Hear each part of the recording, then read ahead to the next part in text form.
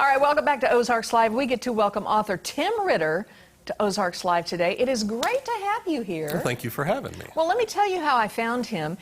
You did a presentation, some kind of an online presentation about it's Davis Tut, right? And the Wild Bill Hickok shootout. Right, on the square. Okay, and so you're neck deep in the Ozarks Genealogical Society, so you know a lot about the history around here, right? Well, and what I don't know, I'll make up. And what you don't know, you'll make it sound really intriguing. Well, let's start with what you're here for today. You have a book out called Soul Sketches. This is the book right here. Yeah. Tell me about your book. Well, it's kind of an all-inclusive look at really the total human experience. I mean, it's all of the emotions that a person feels over time.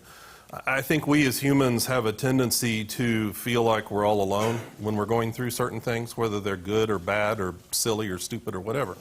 And I think it always makes us feel better when we discover that we're not alone, that there are other people that have experienced the same thing. And what I tell people is that you'll laugh, you'll cry, you might get mad, but at least you'll know that there's somebody else that's gone through something similar to what you have. You will know you're not alone. It says here this is the second edition. Yeah, I put that out back in, I think, 2012. It was all poetry, and about 5 minutes after I published it, I wished I'd have done something a little different.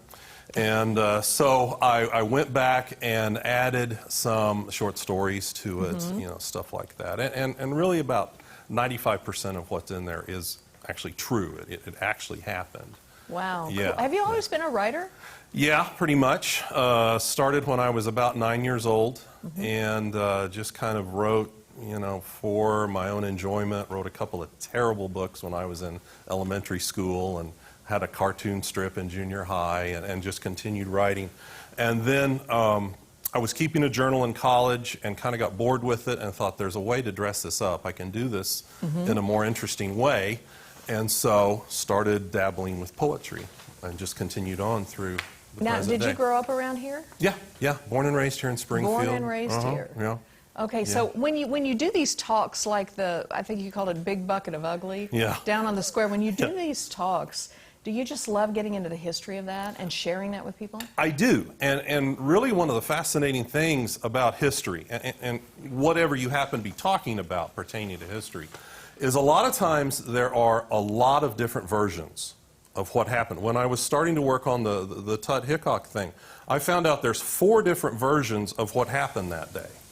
And some of them have been written down, some of them are oral histories passed down through families. But you can't ignore any of that because the truth is somewhere in the middle. I've got another presentation on the Battle of Springfield, same kind of thing. In general, the story of the Battle of Springfield, everybody kind of knows what happened, but the details, the troop movements, who did what and who didn't do what, you have to go through all of these different sources to find out that somewhere in the middle there is the real story. Somewhere is the truth, and some people, misinterpret things differently. I mean, imagine that happening. Yeah. You are also a Civil War reenactor. Yeah. For 20 years, I was a Civil War reenactor, and that's the other book that I have on Amazon. It's called Cooter Up, Adventures of a Civil War Reenactor. And you can only imagine, the different kind of adventures, misadventures, whatever. I like to call it the good, the bad, and the stupid that went on in Civil War reenacting. Yeah. And it covers the first 3 years. I've always wanted to write a lot more of what I experienced during those 20 years. And one of these days I'll get to it after all the other projects I've got going. You've got lots of books left in you, I'm quite sure. Yeah. All right, so Tim, where can people find your books? Amazon? Yeah, you can go to my website at timritter.net. Gotcha. So that's a good place to start. Follow me on Facebook under author Tim Ritter. Okay. And I'm even on Instagram. Okay, good stuff. Thanks for keeping up with the history, regardless of whose version it is. Yeah, that's right. Author Tim Ritter, thank you so much. Great to have you on. Thanks for having me. All right, up next, Tom got to find out all about what's happening at the Grand Village Shops in Branson. We'll have that when we come back.